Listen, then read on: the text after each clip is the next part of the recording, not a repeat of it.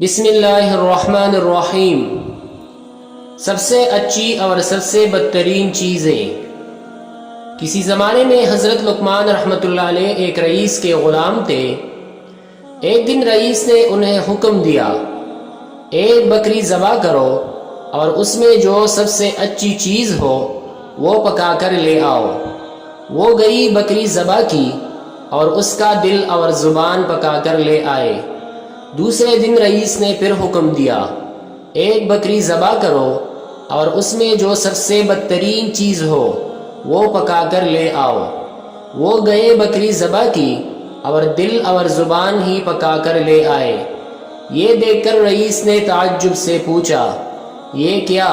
میں نے بہترین چیز پکا کر لانے کے لیے کہا تو آپ دل اور زبان پکا کر لے آئے، اور آج جب میں نے کہا کہ بدترین چیز پکا کر آئیں تو پھر آپ دل اور زبان پکا کر لے آئے۔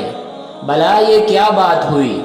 اس پر حضرت لقمان رحمۃ اللہ علیہ نے فرمایا، جناب، اگر یہ دونوں چیزیں صحیح ہوں تو بہترین چیزیں ہیں، اور اگر یہ دونوں چیزیں خراب ہوں تو پھر بدترین بھی یہی ہے۔